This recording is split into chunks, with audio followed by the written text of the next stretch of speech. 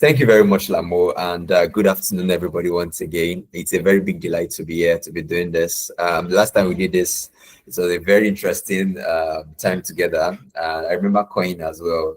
She was one of the participants, and it's so incredible to see her story. Very incredible to see her story. And there's so many other success stories. And to even give some backstory a bit into this, when Lamu started this, I'm really from when Lamu started this into what it is now. It's really incredible to see all the success stories that have come out of it. So thank you very much, Lamu, and to the DataMind team. Thank you, guys. Thank you. Well done, and so incredible to see after this many years, we are still keeping it going, and it's been exciting so far. So, guys, you would have a very great conversation with me here. If you have questions, you can indicate by raising your hands. I can take your questions as I'm presenting, or we can wait until I'm done, but I'm happy to make it as relational as possible. So please ask questions at any point in time where you have it. So I want to talk about AI, noise, and narrative, right? How do you win in the career landscape that is changing faster than ever? There's no industry right now that exists in the world today that AI has not disrupted. AI has come in to change the way things are being done. Everybody all over the world is on their lips, right? I tend to travel a bit and go to certain places, and everybody's talking about AI, from the CEO levels to the operator levels to people just even starting out. Everybody's talking about AI. So it's very important, I would say, for us to know what is noise, right? What is actually the thing we should be doing? What's the thing that we should discard and not pay attention to? Right, and that's what I'm going to be speaking to you all about. So let's get started. Some quick backstory into me. Thank you, Lamo, for sharing all that very incredible profile. Thank you so much for that incredible activity. So I tend to do a lot, but while I can talk about these really fancy things, I come from an interesting world. I was really glad to hear that Kanye also studied zoology, because I did study zoology as well myself. And it's interesting that we're not the ones doing data stuff, you know. So that's to share with anybody on the call that it's not a matter of what you study or what you didn't study, right? If you want to get into this space, these are possibilities, right?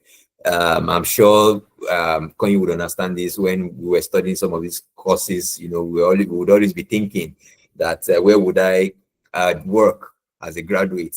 Am I going to go work in the zoo or whatever the case is? But look at what we do today, right? Being that we applied ourselves to knowledge that existed, and we got it plugged into knowledge that existed and applied it into our daily lives, and what we do today.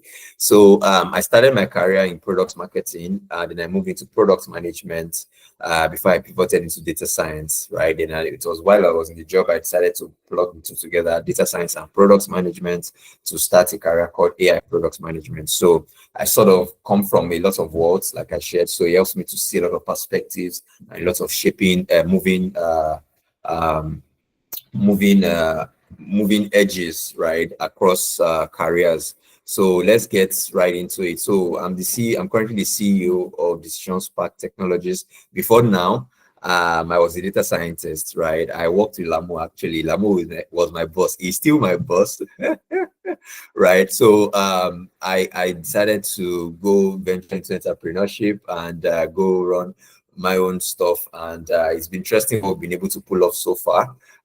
So what we do, we have a lab, we have something called Startup as a Service, we have an advisory arm as well, where we do something called Spark Intelligence, which is where we create reports and tell stories with data, basically, right? And we have a training arm as well, where we create AI training programs to deploy all over the world.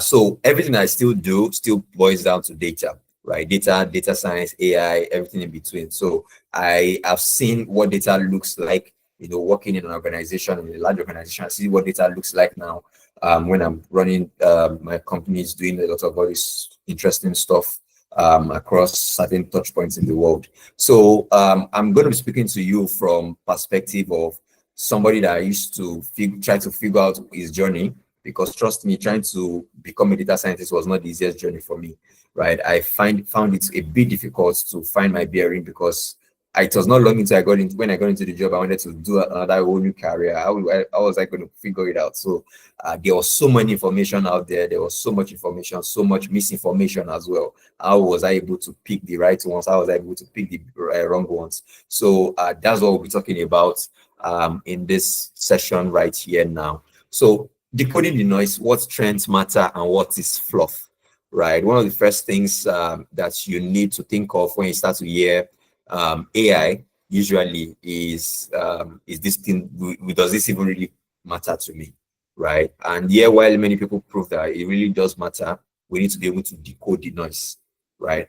I see something recently that when I started, when I was fully a data scientist, there were certain people I looked out for on LinkedIn, especially. They were always writing stuff on data science, machine learning. I was always going to read about them in their content. I was going to read their content on their pages. But now the AI experts have now drowned out those guys' voices because everybody's now an AI expert. Everybody now knows what it takes to build out AI, right? People that have not written one line of code before, people that have not done anything regarding AI, they say they are AI. So they use the word vibe coders, AI agents, agentic AI. People throw these buzzwords around. They are real. They actually solve problems. But unfortunately, with the buzz in this space also comes with people that actually don't know what they're talking about, right? The same way you would remember Bitcoin and what's this thing called? I think I have it as an example here. NFTs, yes. Bitcoin, NFTs, and the likes, right? The people that were experts in that, are they still experts? No, they moved now to AI. So if ZI comes out tomorrow, if BI comes out tomorrow, they are going to become experts in that as well. So we need to be able to decode the noise away from all this misinformation that exists, right? Especially for us starting our careers, it can be very confusing, and which is one of the reasons why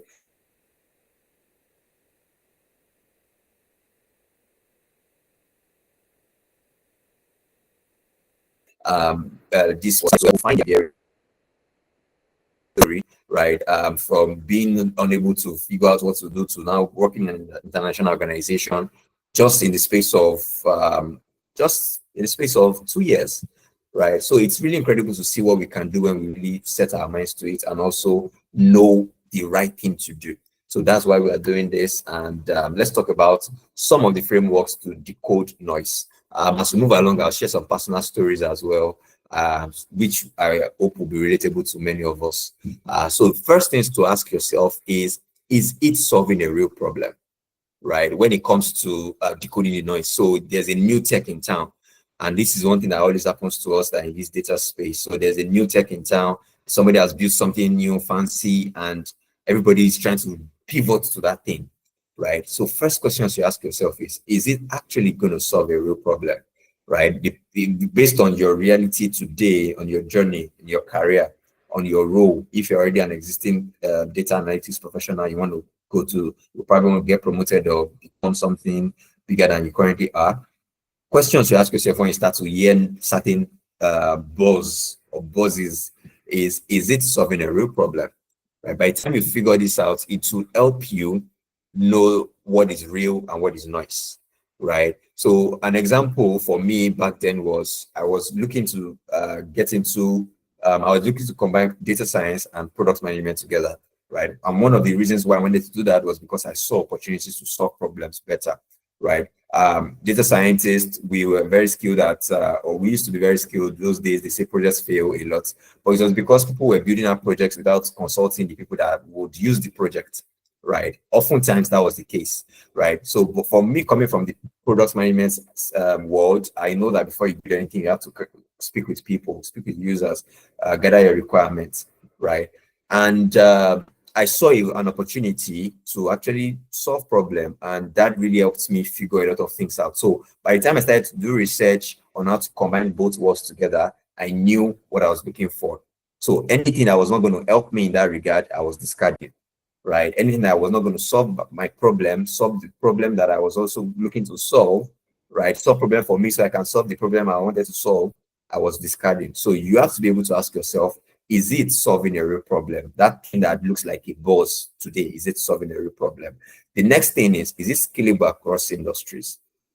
Right? Can you actually apply it to so many industries? So today, if you work as a data analyst in the logistics space, can you take that data analytics skill to the transportation space, the education space, right? Can you take it away from there and go to the healthcare space? Can you take away from there and go to the financial services space, right? The same skill sets that you have, right? That's how you start to figure out what is noise and what is fluff, right? Because you want to be able to actually decode what really should be the real thing you should be fully doing. So these are questions you ask yourself. Another question is, does it integrate with human workflows or does it replace them?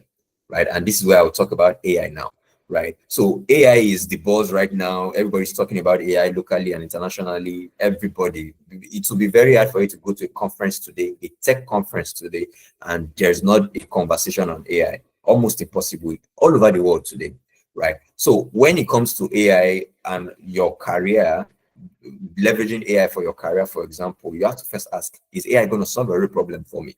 Right? Is this scalable across industries? Can I apply it across industries, across roles in industries? Then lastly, does it integrate with human workflows or replace them? Right? A lot of times people are afraid about AI because they feel AI is going to take their jobs. To be candid, AI will take certain jobs, to be very truthful with all of us. But we as humans have to take it on board and grow with the knowledge of AI so that we can become better professionals who will deliver better work outputs, right? An example I typically use in this case is look at your calculator, right? When calculator was going to be released, mathematicians may have also feared that, oh, I used to do computation and spend like 2 hours calculating something, right? But this calculator is going to come replace me. But today, is that the case? Do we still have mathematicians? Yes. Do we still have calculators? Yes. Do mathematicians use calculators? Yes. Right. So they are better mathematicians because they use calculators. It's the same way for you AI with us today, where we need to ask ourselves, will it replace me or can I become better because I'm using it? Right. So thinking of if it integrates with human workflows in the way it currently exists today is some of the ways you can actually decode what is useful and what is not useful. Right. So if something is actually going to come, it's not making any real impact, it's not going to solve real problems, it's not scalable across industry, it doesn't really integrate well, it doesn't even replace, right? Because yeah, certain solutions should be able to replace certain things as well. That's what innovation is, bringing the new into the old, right? Making what was good better, making what was better to become the best, right? So those are questions you should ask yourself in your career journey as you move along. So again, I asked this question here now. Do you remember NFTs? And I want to take a very quick poll on the call. Do people remember? Do you know what NFT is? If you do, can you quickly share what you think it is or what it is? Anybody on the call?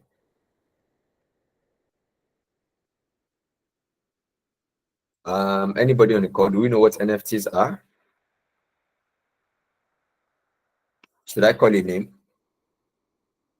If I don't get somebody, I would call a name.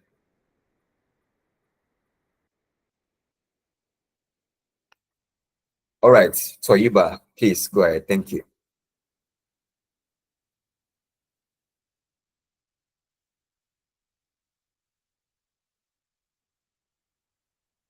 Hi, Toyiba. Or will she be unable to speak?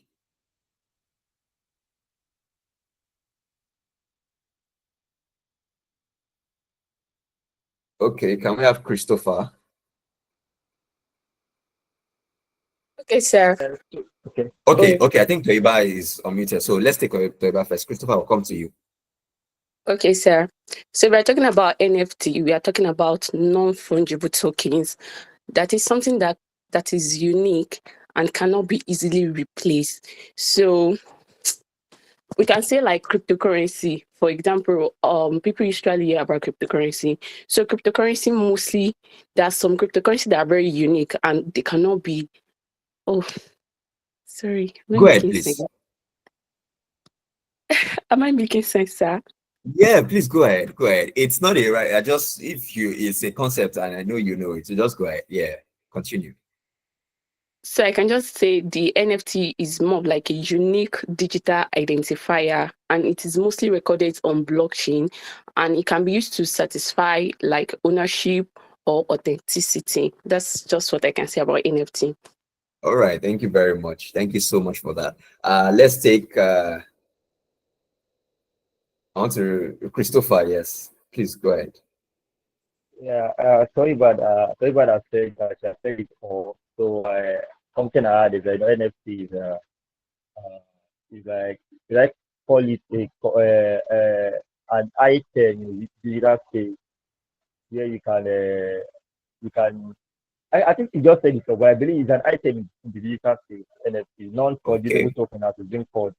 So that's what I know about it. I said it all. All right, all right, all right. Thank you very much, and I'll thank you for participating because I'm still going to get back to a question. So the concept of NFTs today came from the old blockchain world, which was very vibrant in the early 2020s, right? I remember even taking certain courses then in blockchain 2018, 2019, and I actually figured out a lot of things that work, how the world works in that industry, and I realized that no, this is not what I want to get into, right? And that's me sharing a personal story. So I was doing product management and I wanted to, or what I was doing then was product management. I didn't know until I went to take a course on it, right? But I wanted to do more technically. I wanted to do more technically and like just not do the PM stuff and just, I want to get my hands dirty. So I started to look into blockchain. I started to look into analytics at the same time. And when I started to see what was in the world of blockchain, I knew that this is fluff. This is not going to make me, this is not going to give me what I was looking for, right? And that's why I eventually now fully went into analytics when I discovered what data science can do with data, right? The question I asked myself was, is this solving a real problem, right? And today, truly, NFTs have come out from blockchains, right?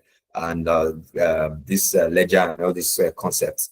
But does it solve a real problem today, right? If not for the vibe and the buzz of it all, does NFTs solve problem in comparison, especially with AI, right? So an example right now, NFTs or ChatGPT, which one has solved more problem, right? And that's just a rhetorical question. I know we know what the answer is, right? So those are the kind of questions you ask yourself to find out what actually makes impacts or what trends matter when you are building your career. So for me at that point in time, the question was, is it solving a real problem? Was NFT going to be the future of financial services? I didn't say it. I didn't see the possibility. And truthfully today, it's still not, right? Is it scalable across industries? No. Can I use NFTs in the banking industry today? No. Can I use NFT in logistics? No. Can I use ChatGPT in the banking industry? Yes. Can I use ChatGPT in the in every industry? Yes.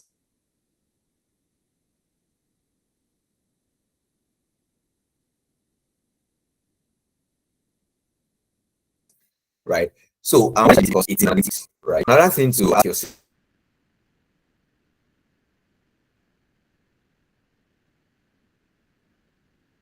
in line with this NFT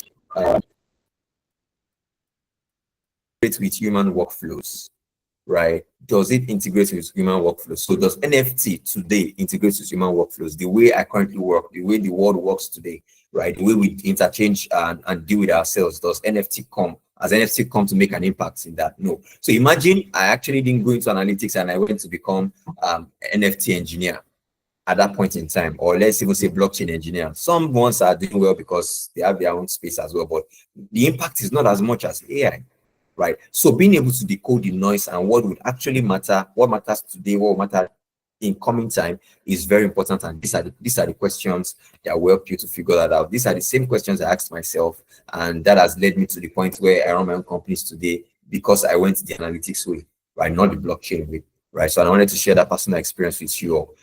So let's talk about building your personal brand now, because these are also some of the things that will help you stand out in whatever industry you find yourself, especially in this AI-driven economy, right? Everybody talks about AI like they know what it truly is, but you have to differentiate yourself to be sure to enable people know that you are worth your onions, right? And this quote I added here because I want to prime our minds on something, right? I'm also here to just even work on our minds a bit because, like I think Koyi mentioned, right, when I joined the session earlier, that you can actually, nobody can inspire you to want to be different. Or sorry, nobody can actually come force you to be different or have a different reality. It has to come from inside you, right? Nobody, people can only talk and talk and talk, but if that desire does not come from within you to want to have a different story, to want to make impact, to want to have a different reality than what you currently have, no, if it doesn't come from you, nobody can force you. It's not something you can put on top of people, right? So I say this thing a lot, that have you actually paused to realize that every single thing that occurs in the world today, think about it, every single thing, it exists because humans like me and you created it. Have you ever thought of that? Right? From the laptop you're using, from the phone you're using, from the Google Meet to the phone you're to the all the gadgets in your house today, people created it, right? Apart from just the things that occur naturally that nature has gifted us, the air, then flowers, water, rocks, things that just exist naturally. Every other thing, humans made it happen. So if that is the case, why would we not want to actually build out our own life the way it should be, the way it can be, right? So it's very important for us to be able to do that, because that is when we can actually take charge, of our careers, of our personal brand as well. So we want to be able to build a personal brand by telling your stories, right? You, in the individualness, in the individualism of who you are a story, right? Why people like the speakers on the call here today, we can share our own stories because we've gone through certain things and certain careers, successes or whatnot. But it is primarily because we have told our stories. We have told our stories in the uniqueness of it all, right? So building your personal brand, one of the first things you have to look at is there's something unique about you, right? The story about the conversation, the talk about everything occurring because humans built it. Those are their stories. They built something out. Can you mention where she wanted to build a project out, right? She built a project out. That project that she built out is ours. It's our story, right? And she can talk about it today. She can always talk about it for the rest of the time because that is our story, right? And whatever our personal brand is, or will also still become, is because of that story, is because of that activity she created, right? She created that thing. So for us on the call, I really want to implore us that we need to start to create so that we can tell our stories, right? So to build your personal brand in this world of AI that there's just so much noise, everybody has something to say. You have to come out to share your own side of the thing, of the story, because that is what keeps you unique.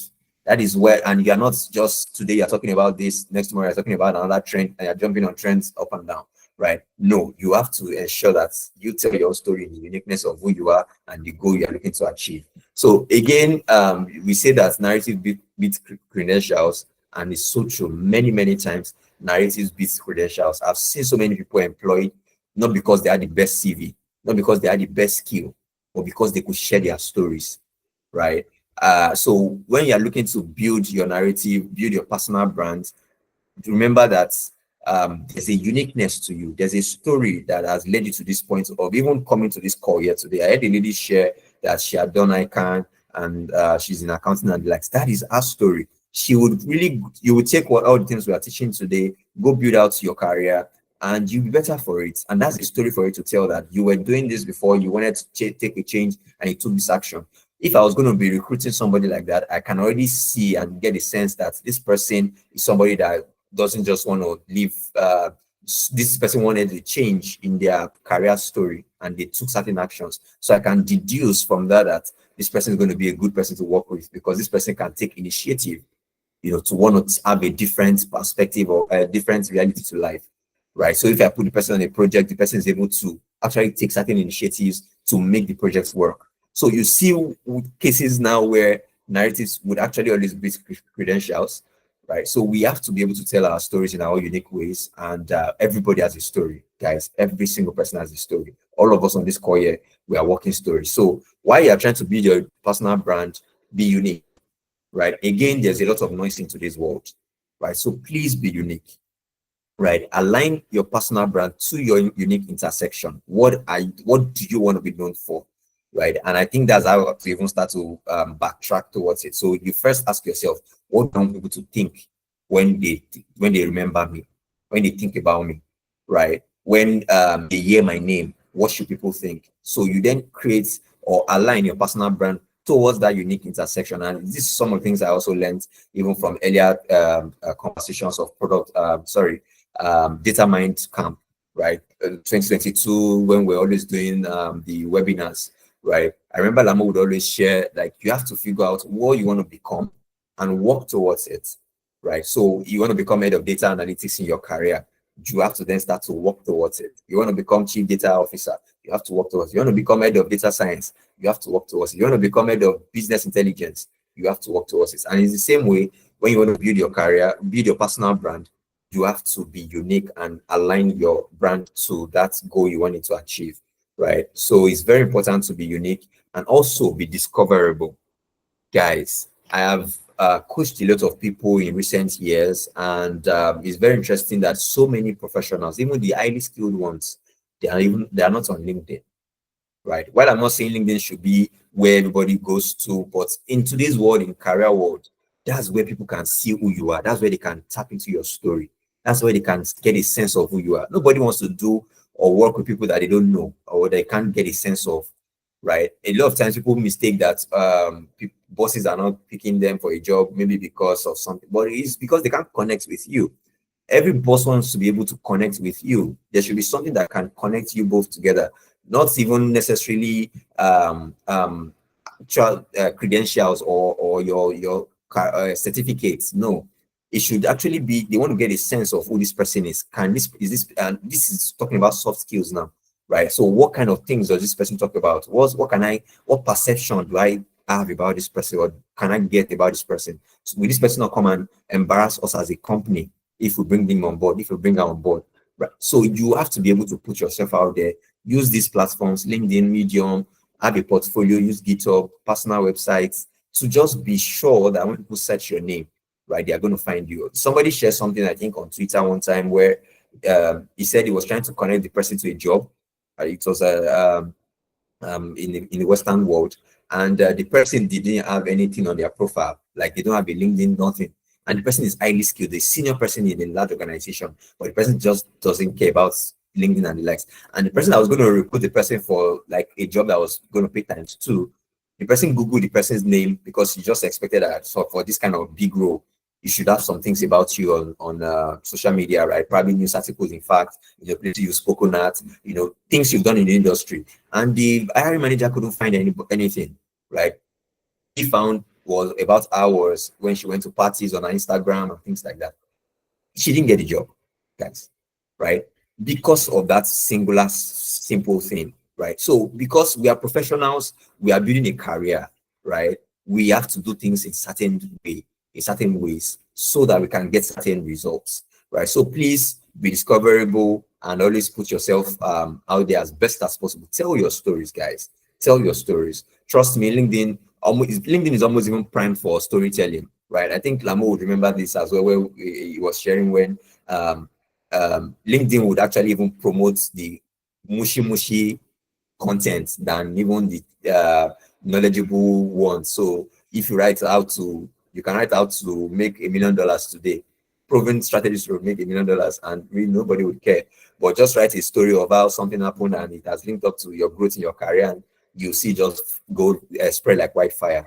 So it's very important for you to like tap into that as well. Tell your stories, let people know about you, let people discover you, right? And the opportunities will just come flying. Opportunities will come flying in that regard. So let's get into this other side of things. As time is fast spent, experimentation and innovation for career growth. So how do you actually figure out what to do in your career? Which career should you actually go for? Remember, I shared my story where I was doing products. I wanted to go technical, and I was experimenting with blockchain and AI, right? And analytics rather at the time. So how do you figure it out? For me, it was a very, very tedious process because I was just doing everything and anything. I was trying everything. I was taking all the courses that I could take, right? Because I was confused. I needed clarity. I needed to figure it out. So because I got through that, I've gone through such things is why I'm very passionate about not making other people experience that thing as well in today's world. So many careers will not be linear. That's the first thing you should know. A lot of times when people look at profiles and they say, oh, so you did this, then no, this happened, then that happened, then that happened. No, it is always never linear, right? Maybe Lamo may have shared a story or he will still share.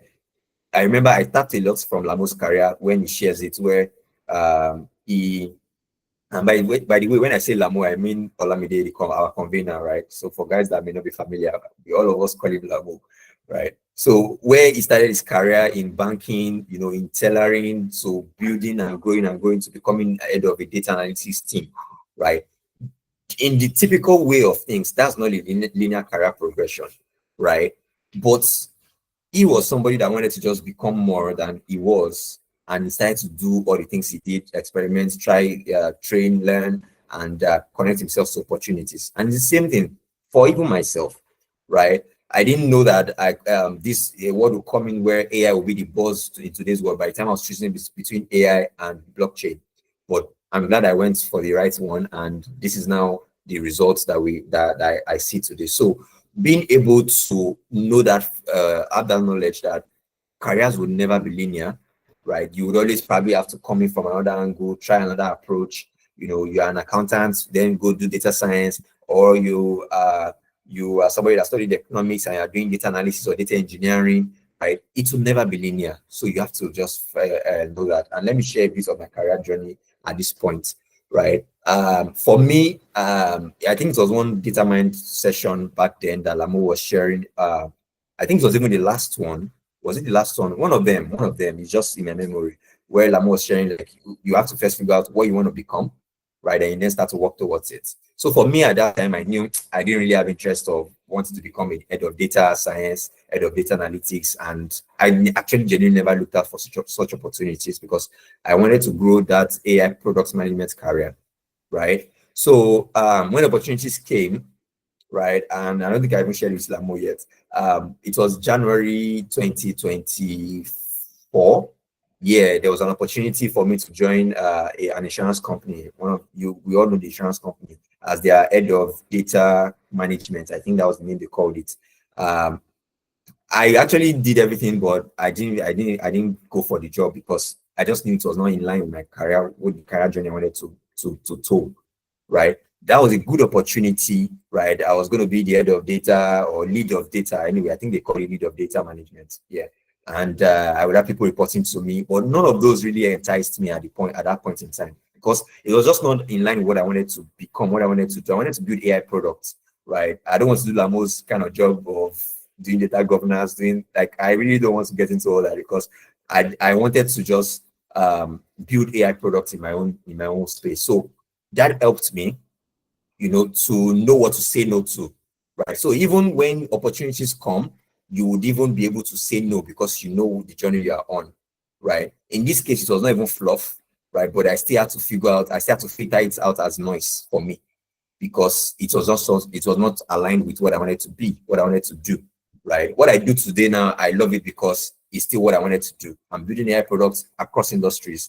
What I used to do in the bank then, I cannot do it across industries, right? I love it. I prefer it, right? So we have to be able to have that mindset as well as we start to grow in our careers. So one of the things when you are trying to experiment for your career growth, trying different things, one of the first things you need to do is not to box yourself up early in your data career, right? A lot of times people advise, oh, just stick to one thing. Trust me, sticking to one thing is people that have already figured it out, right? But if you've not figured it out yet, and I'm sure DataMind would also even help us to figure it out, right? But early on in your career, regardless of even the clarity you have to be open to try different approaches, try new things, right? Do not box yourself up. You think you love data science, try data engineering. You may even prefer it, right? You think you love data analysis, you want to become a data analyst or data engineer, and you see that, oh, you also love data analysis, you can be a data analyst as well, you are good at it. Why not combine both worlds together and become an analytics engineer, because that role exists today, right? So please do not really close your mind up early on in your career and say, this is just what I want to do, right? Or this is just the only way, because you may not figure out that there's even something more in tune with your skill, or you can even add to your existing skill and even become unique because of it, right? Today, I can say in certain quarters, I'm recognized because I combined two careers in one, because not too many people have done that. And because I also didn't box myself up in my career. So I always implore people, please also open yourself up to possibilities for growth, because that's actually what will make you stand out in your career. So another question you should ask yourself as you are experimenting for your career growth is, what are your personal strengths and your unique abilities, right? What is actually unique to you, right? And we all have it. Trust me, we all do. That's some of the things that differentiate many of us across our personal stories. We are all unique in our own ways, right? You may have certain experiences with certain people, but it's always not the same. Frida, I see your hand raised. My time is almost up. Yes, you have 5 minutes remaining. All right, thank you, no problem. So you have to be able to dive into your personal strength, your unique abilities as you experiment for your career growth, because that's when you now start to even uncover more things about who you are, which you can then apply to your job roles and your career. So lastly, go the extra mile. And like I always say, trust me, it's not crowded, guys. Always try to go the extra mile. Trust me, trust me, trust me. Please go the extra mile, right? Somebody said something to me and it has stuck with me ever since, that to become extraordinary, you have to do the extra. You have to do extra than ordinary, right? So please, if you want to actually boom in your career, grow very well in your career. Many of us may still be at the early stage of our career, but please, I want you to remember this as you grow along. Always go the extra mile, because it would really help you grow. It will help you uncover things faster than even your typical growth cycle would be or should be, right? So as I start to rough shop and close now, talking about how to align AI trends with your purpose to grow your career, some of the important things you need to do is to gain clarity of purpose. And I think this was already mentioned by last speaker in a way. You have to first know what you want to achieve, right? What is your purpose? What are you looking to achieve, so that you can fully go into it as you grow in your career. So you have to gain clarity of purpose, and you need to ask yourself these questions if you want to gain clarity of purpose, right? Because these are the ways you can align AI, these all buzzing AI trends, to your purpose. Because trust me, guys, AI is trending today, something else will come up, right? Before it was fourth industrial revolution, it was then something else, it was then blockchain, it then became AI now, and many more will still happen. So how do you ensure that you are sitting and looking at what you want to make happen, right? And you are stuck with it, right? One of the questions you ask yourself is, what problems am I passionate about solving, right? In my own case, the story I shared about not becoming the head of lead of data in another organization was because I was looking at it like, I'm passionate about building AI products, right? Would I be able to build that as much if I was leading a team of data professionals? Not so much, right? So I knew for myself that it was not aligned with my purpose, right? So another question is, how can data and AI amplify my impact? So yes, you are passionate, you found out what you're passionate about. The next question is, how can I use data in the way that it already exists, AI in the way it already exists, to amplify my impact? Right, and I'm sure this session today would have already helped us identify a couple of these as well. And the next one is, what currently exists that I can copy? And this one, people always think is something quite ridiculous, but trust me, you have to just look at other people's stories, even when you want to craft yours, right? Because that's how you learn. We are humans. We are habits, or creatures of habits, right? So you've seen somebody do something, you can use that to say, yes, if this person did it, I can do it as well, and bring my own uniqueness to it, right? So you need to ask yourself what currently exists that you can copy. And finally, I want to tell you about, I think in probably 2 minutes, I can rush this, what global innovators and leaders are doing differently. And you'll be surprised. You may think I was going to talk about, oh, they are doing this and they're doing that, but trust me, guys, not everybody has it figured out, right? All the people you see talking on LinkedIn today, all the people you see talking on Twitter, going on TV to talk, not everybody has it figured out. We are all learning as we move along, guys. So please, I want you to know this, as if imposter syndrome starts to come to you as you are growing in your career. Trust me, not everybody has it figured out. Not even CEOs, not even Mark Zuckerberg has it all figured out. Because if they did, nothing will fail, right? Not Elon Musk has it all figured out. I can digress a bit and say if he knew, if he had it all figured out, he won't be in a situation where he's fighting Trump today, if we are familiar with global politics in our own spaces, right? So guys, please always know at the back of your mind that nobody has it figured out, but everybody's taking new information in and they're learning along, right? So that's the same thing you should apply for your career. Take new information in, apply it to the current experiences you have, and push and work and create and build. Please create and build, because that's what separates people that are doing these things globally versus us, right? They always, when they get new information, they fire down, they build, they push, and they get the success stories we all appreciate and look at today. So please, for your career as well, ensure that you are passionate about what you're doing, but also know that not everybody has it figured out. Take new information in, apply it, and run with it, right? So that's really what I was going to share about this. I could go more, but I think my time is up on this. So please, again, go the extra mile. It's never crowded. If you have any questions, I'm happy to take it.